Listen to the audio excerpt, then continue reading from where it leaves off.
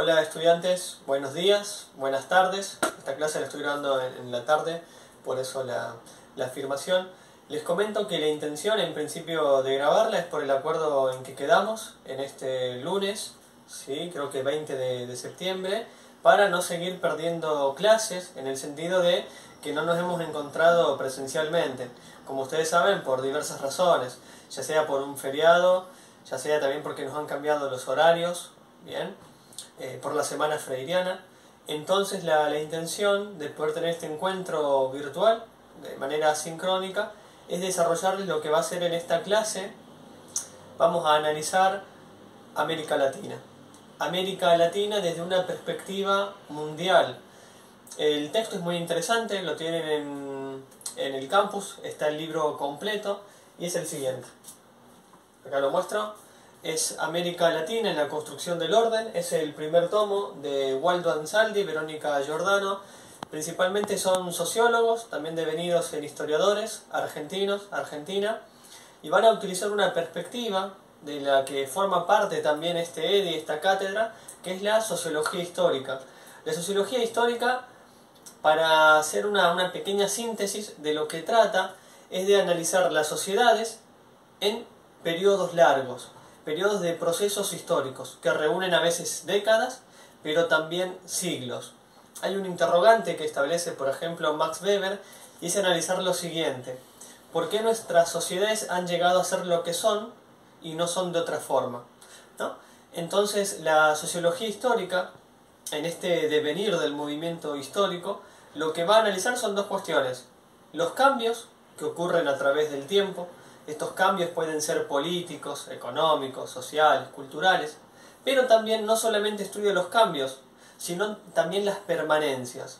Es decir, nosotros en América Latina, en esta clase de hoy, lo que vamos a analizar es un recorrido desde finales del siglo XV hasta la actualidad. Si bien parece que son muchos siglos para 20 páginas, el autor va a analizar lo que podemos entender como estructuras, o mejor dicho, como figura en el texto, como matrices, ¿sí? Es aquello que no ha cambiado, ¿sí? Ha tenido pequeñas modificaciones, reformas, pero que aún de todas maneras mantienen ciertas condiciones igualitarias en lo económico, en lo cultural, en lo político. Cuando digo lo político son sus instituciones, ¿sí? La intención, en principio, es que ustedes puedan leer ese texto, así podemos debatirlo, confrontarlo. Es un texto, como verán, híbrido, porque también va a utilizar la sociología histórica disciplinas de otras corrientes, no solamente de historia, de geografía, sino también de las ciencias políticas, de la antropología y, por supuesto, de la sociología. Dicho esto, y en relación con las clases anteriores, la intención de poder analizar América Latina desde finales del siglo XV es su relación también con China, ¿no? ¿Por qué China no conquistó América Latina?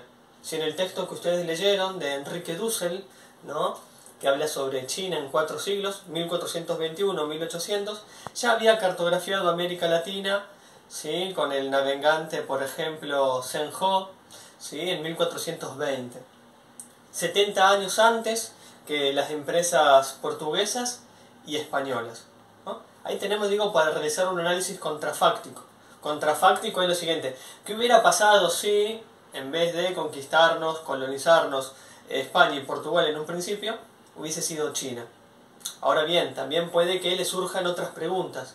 ¿Qué razones le llevó a China a no querer conquistar o dominar a este gran territorio americano? ¿Bien? O también lo podemos llamar, como figura en algunos rastros, fuentes históricas, una de ellas, Abya Yala, ¿no?, principalmente de América Central. Ese es un debate que lo vamos a desarrollar seguramente el próximo lunes, cuando nos encontremos presencialmente. Ahora bien, lo que sí me interesa desarrollar, aparte de esta vinculación con China, son ciertas estructuras económicas que vamos a estudiar 3. Ustedes van a ver en el texto que se menciona una cuarta, aparte de la plantación, la hacienda y la estancia, se mencionan la de las comunidades originarias como una cuarta matriz. Eso lo vamos a ver si alcanzamos en la tercera unidad. La plantación va a ser la primera estructura económica que se desarrolló con la colonización de América, precisamente por parte de Portugal. Apenas digo se desarrolla esta lógica de descubrimiento, conquista y colonización, se establece, voy a citar solamente una de las tantas ubicaciones geográficas, así después ustedes lo pueden completar en el foro, pero una de ellas va a ser Brasil, ¿no?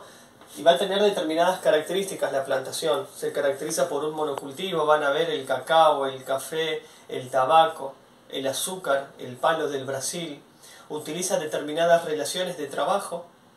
Va a tener determinada cantidad, digo en términos cuantitativos, de inversión del capital, por ejemplo.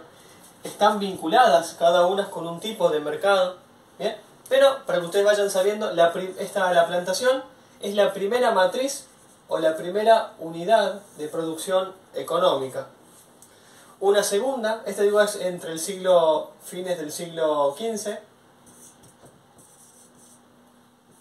La hacienda va a ser a partir del siglo XVII que se establece. La hacienda se va a dar en regiones principalmente como en México y también hacia el cono sur. Va a tener también un desarrollo vinculado con un mercado local, a abastecer justamente a los colonos que se quedan en estas tierras, y va a utilizar también un tipo de trabajo que va a vincular a los indígenas locales, no autóctonos. Van a ver que también tenemos gran parte de exportación, importación de la mano de obra, ¿sí? Esta mano de obra que viene del continente africano. Y por último, una de las últimas matrices va a ser la estancia, que la estancia se desarrolla en el siglo XVIII y se da precisamente en nuestra región, digo en el Río de la Plata, que deviene luego en la conformación de la Argentina. Estas tres matrices nos van a permitir comprender no solamente el pasado colonial, sino también la estructura de los estados nacionales, ya sea del siglo XIX o hasta la actualidad. Ustedes van a ver con las lecturas que muchas de estas matrices, o algunas de ellas, ya no existen, ya no están, ¿sí?, en nuestra región. Algunas sí siguen existiendo, pero también esto es lo interesante, que hayan desaparecido algunas de estas, no quiere decir que desaparecieron completamente, porque al ser matrices, como menciona en el texto, estructuras, no solamente establecieron una forma de producción económica, sino también establecieron lógicas políticas, instituciones y sobre todo cultura, ¿no? Digo, la idea de la cultura lo vemos como símbolos, ideas que todavía no han quedado muy arraigadas en América Latina. Por ejemplo, en la plantación, el tipo de trabajo que se utiliza es la mano de obra esclava. La mano de obra esclava en Brasil finaliza a fines del siglo XIX, 1888. Si bien legalmente desaparece, quedan justamente ciertos resquicios de prejuicio, la idea del racismo, ¿no? En Brasil, en distintas regiones hay variedades, ¿no? Hay unas tipologías de cómo identificar a un negro, preto, baiano, branco, ¿sí? Solamente por comentar algunas de ellas, ¿no? De cómo se trata de distinguir hasta el color de piel, ¿sí? O también digo cuestiones más cercanas a nosotros, la idea del negrito, ¿no? La idea del negrito con toda esa carga peyorativa.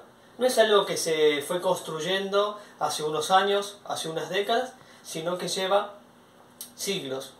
Aquí digo esto lo podemos también comprender entonces desde la cultura. Hay un historiador francés, Fernand Braudel, que decía que lo cultural son estructuras, son cárceles de larga duración. Son cárceles justamente porque van a generar, ¿sí?, determinadas ideas, concepciones, que cuestan justamente poder deconstruirlas, ¿no?, reemplazarlas, ¿sí? Entonces aquí tenemos que estas matrices societales van a ver que configuran un determinado orden societal, la idea de lo societal vinculado con la sociedad, y se establece un determinado orden. A veces nosotros desde un sentido común estamos tentados a pensar que lo contrario a un orden es el desorden.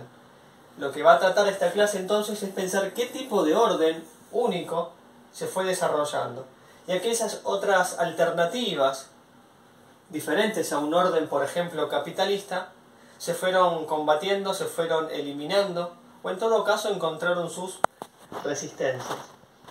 Para finalizar, entonces vamos a ver desde una larga duración, desde finales del siglo XV hasta la actualidad, ciertas estructuras económicas que han tenido un gran impacto en nuestro continente, ¿sí? Recuerden leer el texto de Ansaldi y Giordano. Cualquier duda o consulta lo vamos a desarrollar por el grupo de WhatsApp y también seguramente desde la presencialidad. Espero que estén muy bien. Nos vemos, chicos, chicas.